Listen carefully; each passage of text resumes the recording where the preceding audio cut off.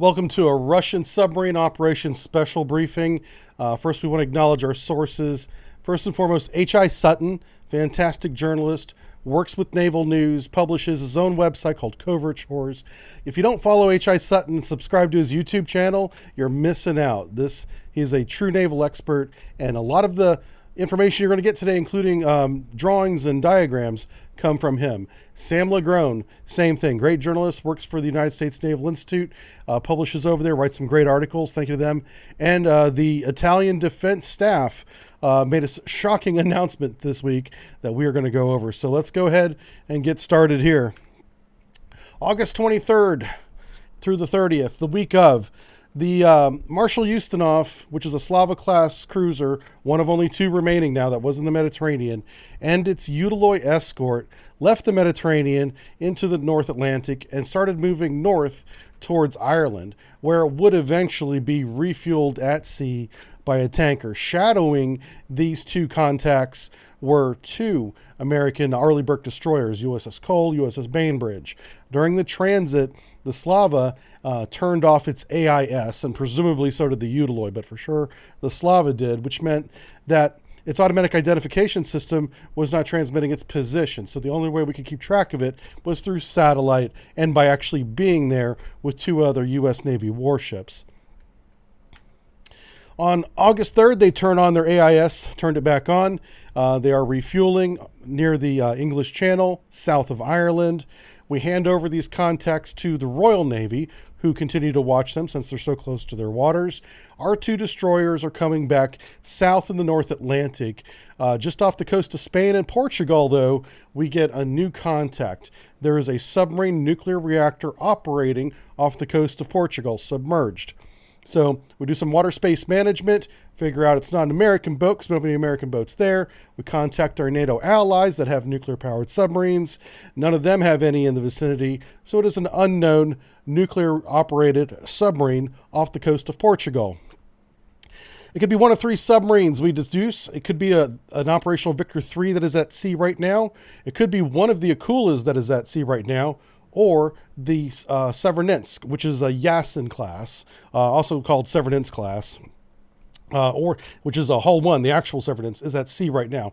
She was last seen leaving St. Petersburg in the Baltic Sea in mid-August, and then towards about a week after that, the last week of August, she was leaving the Baltic Sea into the Norwegian Sea, North Sea, and then into the North Atlantic, where we lost her. We don't know where she's at. So this could be her as well. It's one of these three submarines. And on September 1st, even though we haven't localized the submarine into a tight area, we just know it's still operating.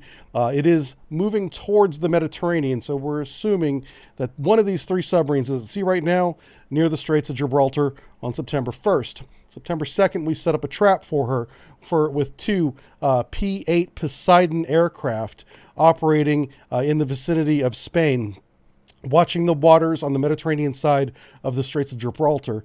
The signature moves through the area. We're unable to localize it again or identify it, but because of its characteristics, we reduce the likelihood that it's the Victor 3. If it was Victor 3, we would have caught it.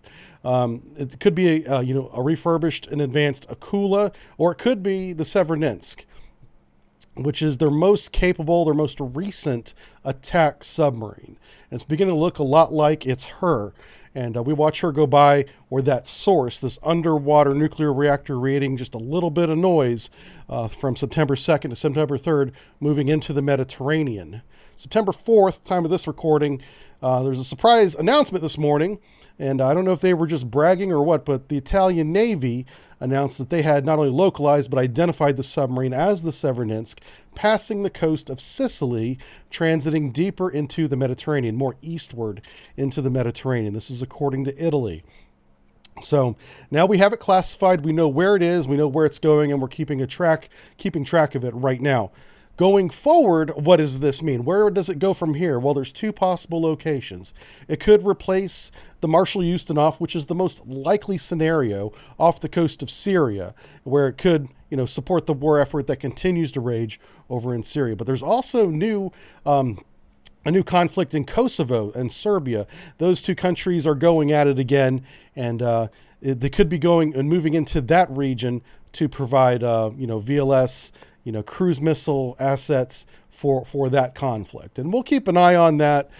We think one of these two scenarios are the most likely, and the most likely of the two are the one off the coast of Syria, is what we think is going to happen. Anyway, we will probably see submarine-launched Kalibr class cruise missiles in the future, either into Kosovo or into Syria, coming from this asset. And hats off to the Italians for classifying it and giving us all the details we need to continue to track this thing. So this is a big deal because if you remember back in 2019, NATO assembled a flotilla of warships, submarines, marine patrol assets, aircraft, to search the North Atlantic, Norwegian Sea area, even the North Sea a little bit, to try and find the Severodvinsk whenever she was out on her first major deployment there in the Norwegian Sea, and we think the North Atlantic as well. That went on for months. We did not find her. She was very quiet. And as I've said on this channel from the very day one, this is a message I repeat all the time, the quietest day for any Russian submarine is the day it's commissioned. It will continuously get louder and louder because they simply don't maintain their submarines very well. They never have. And that's been consistent even after the collapse of the Soviet Union into the Russian Federation now. The Severodvinsk is now much noisier, apparently, than it was in 2019, just a couple years ago. And we also did a very detailed submarine briefing on the Yasen project, also called Severodvinsk. It has literally two names. Russia likes to change the name on us, but what hasn't changed is the project number, Project 885. And if you want to watch this detailed submarine briefing with drawings, I have images of the displays that are not blurred. You can read, as long as you read Russian, what's going on there. And I break down what's inside the Severodvinsk submarine. That's over on the Patreon. And I've posted the same video here for YouTube members. If you don't want to join Patreon, you can become a YouTube member and watch the briefing there.